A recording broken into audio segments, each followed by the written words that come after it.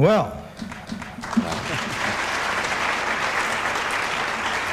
Here we are, left brain and right brain. I think you got that right. This actually takes a certain amount of courage on the part of Apple. This could be rather embarrassing. We're going to approach these commercials just as we do movies on our show. We flipped a coin in Chicago to see who would go first. We had an argument, of course, over who was going to flip the coin. And we're going to give the commercials 0 to 4 stars, just like we do our movies. In our newspapers in Chicago, 3 stars being the critical turning point, 3 stars being thumbs up. 4-star commercial would be, if you don't own a TV set, buy it, leave it on at all times, and watch it with your eyes open at all times. Under 3 stars, if there's anything growing in your refrigerator, go to it immediately during the commercial. And 0 stars, burn any wires entering your home so that you might not get a signal through something other than a television set. Roger did win the flip of the coin, that very important flip of the coin. And that's why, as you can see, I've gone first. Right. He now goes first, I'll reply, and then we'll knock around each commercial. Okay, I'm going to introduce the commercials that we review, then we'll look at them again briefly so you can see some of the things we're talking about, and then we'll come out and engage in a crosstalk. And I'm going to start with I believe the second commercial in the order that you saw them, the one where the images cut to the music of Teach Your Children Well, which must have been an expensive song to buy the rights to, but it was probably worth it because the people who are the right age to be the parents and teachers of the kids in that commercial are the same people who loved that song the first time around in the 1960s. They were into flower power then, they're yuppies now, and the music is a wonderfully subtle way, when you think about it, to get this kind of indirect message to them. Let's look at it again and then we'll discuss the visuals. Teach your children well, their skill will tell how life will go by, and show them their own dreams. The one they'll pick is the one they'll know by. Teach them how to think, teach them the things that they can live by. Show them how to grow, because they know how much they must try. Nothing's more important than teaching children well. That's why more schools teach on Apple than any other computer. So just look at them and sigh, and know they love you. Oh, well, how could you be against that commercial? I liked it. It made me feel good, although when I thought about it, I realized the images were not exactly startling in their originality. This is basically a very well-photographed montage of your standard teaching your children well images. The shot I liked the best was that one where the kids were all holding hands while they were going in parade past the exhibit in the Natural History Museum. Now, I've noticed that the only automobile ads I really pay close attention to are the ones for the car that I already own.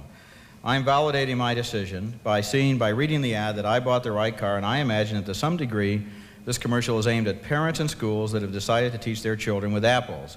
It tells them they made the right decision and they can feel real good about it. I give this commercial 2.5 stars. Well, we have our first disagreement. Of all the 10 spots, this is my favorite. As a father of 2 young daughters, this one really hit my heart. Terrific music. I thought the creative imagery was wonderful. I agree with Roger, that is the single best shot going by the exhibit. I remember all those times I went to the Museum of Natural History in Chicago and lost my lunch because I didn't want the food in the bag. I like the way they held up about to the 6th shot before showing a computer, then went away for 1 shot, then back for the computer. I thought that was proper editing and proper reinforcement. The ad does a lot of things well, I think. It humanizes the computer. It's as much a part, this ad is saying, of growing up as learning to ride a bike. And it lays a gentle guilt trip on any parent or teacher, both potential buyers, very important, who does not teach their children well. I give this film, I have to call it, I can't get out of that, I give this film 4 stars. This is the best. What do you think about my theory that this commercial is aimed more to people who can feel good about the app, as much to the people who can feel good about the apples they already own as to people who don't own apples or any other computer. I think that it certainly will do the first thing you said to make them feel good about their choice, but I think, and my only problem with the commercial is, I think this sells computers to children so well, I just wonder if the Apple name will stand out in people's mind. This is, I think, an extraordinary commercial. Let me just finish this thought. An extraordinary commercial. Yes. I'll be hammering this theme home today for the next few minutes. I just wonder whether the Apple name is hit hard enough. It's hit early. I think the commercial's a gem. This is my second favorite of the spots because it speaks to people who are afraid of computers and also to bosses who want to get the most out of their employees. I also like the idea that a computer can help draw out a person's potential that otherwise might be squelched by traditional corporate environment. Okay, let's take a look, see if you agree.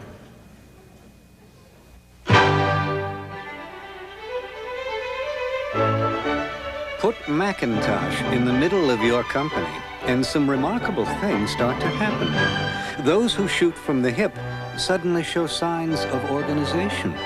And those who live by the book show glimmers of creativity. Ideas surface from people you thought had retired. Bill. Reports that could bore the dead sparkle with graphic clarity. Your 8th floor will actually communicate with your 7th. Presentations begin to border on the flamboyant. And your most tireless worker will actually have time to take an afternoon off.